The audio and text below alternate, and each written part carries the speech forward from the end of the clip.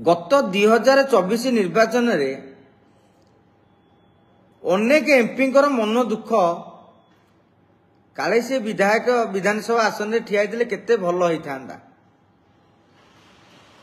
कहीं एबे सरकार आसी माने मंत्री होते भल भल विभाग पाई था पावर बढ़ी था बर्तमान कौन है प्रथम थर विधायक टी मंत्री है प्रोटोकॉल दृष्टि सांसद ऊपर रहीगले तेणु अपराजिता मैडम भी जेहेतु तांकर मुख्यमंत्री हेबार गोटे बहुत बड़ लोभ रही तेणु मैडम भी चाहूँगी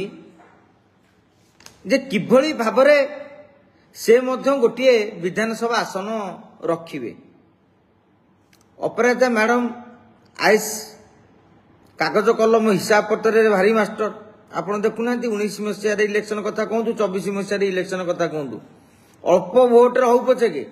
मैडम किंतु बाजी मार देइछन्ति। बर्तमान टार्गेट होची गोटे भल विधानसभा कन्स्टिट्यूएंसी जोटू लड़िले से जीति पारिबे। से तले भुवनेश्वर टाकू देखिले भुवनेश्वर अपराजिता मैडम भल भोट पाउछन एमपी रे किंतु से भाबुछन जे विधानसभा रे आसिला बेलकू तांको विरोध रे अनेक लोक मध्य लागि जिवार संभावना रही। तेणु से क्षेत्र से देखिले जटणीरू हम ना खोर्धा भी हेबनी तेणु तांको गोटे ऑप्शन रहा से बेगुनिया निर्वाचन मंडली कारण मैडम स्टाटिस्टिक्स देखी बेगुनिया बोलगड़ निर्वाचन मंडली रे सबु बेले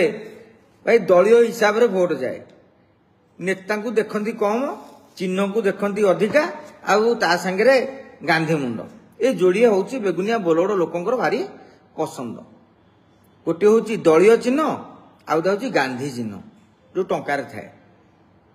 मैडम देखीदे जे वर्तमान जेहेतु प्रशांत जगदेव पूर्व बेगुनिया थे भारी लोकप्रियता था यहाँ किए अस्वीकार करेंगे। आजिका दिन में भी प्रशांत जगदेव बेगुनिया बोलगड़ रे विभिन्न पंचायत रे टाणुआ नेता मान संपर्क रही सबु पंचायत रे तांकर मध्य गोटे माने 200-500 समर्थक अच्छा तेणु एभली क्षेत्र में मैडम देखिले जे प्रशांत जगदेव को जदि बेगुनिया दायित्व दि जाए एवं 29 मसीह बीजेपी स्ट्रंग हो गले तांकु सेठी लढ़िया पाई गोटे सुविधा हम।